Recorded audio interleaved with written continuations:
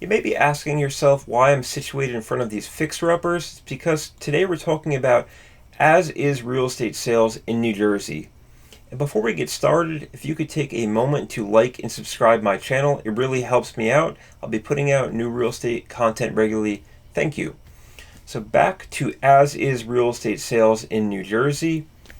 We know it's definitely a seller's market. Single family homes are just flying off the shelves.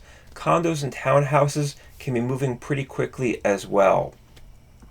So, as a local real estate professional, I often have potential sellers approaching me and asking the question, can I sell my home completely as is?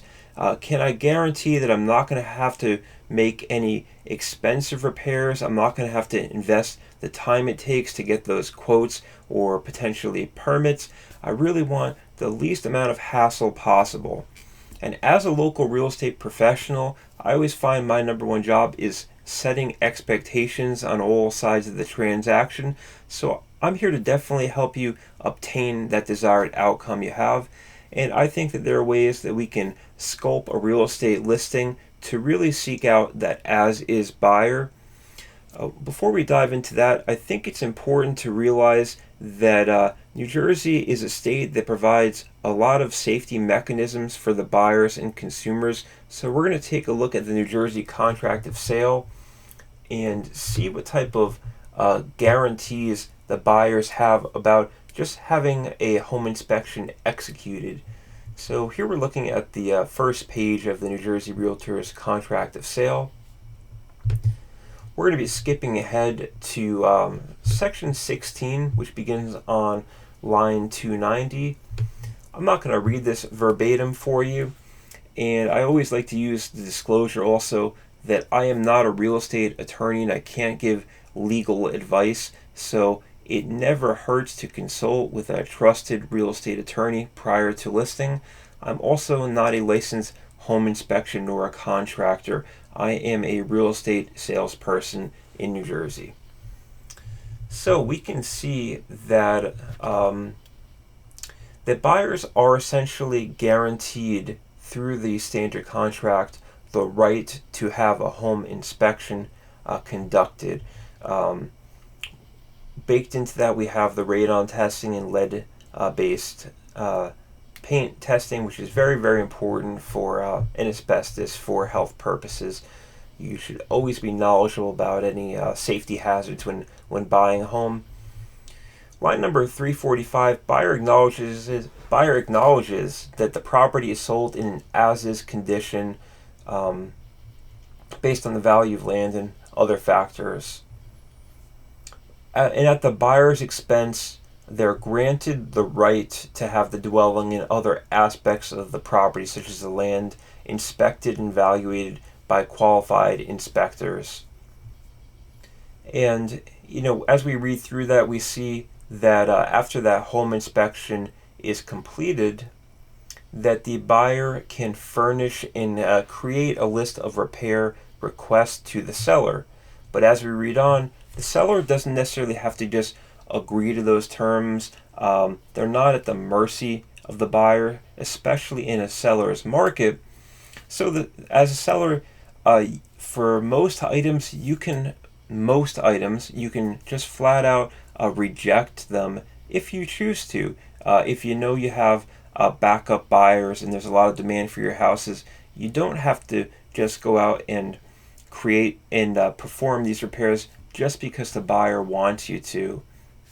Though it is important to note that if there are any safety or latent defects in your home, this is the disclosure state in New Jersey, so you should be especially forthcoming about any safety hazards you do know about the home.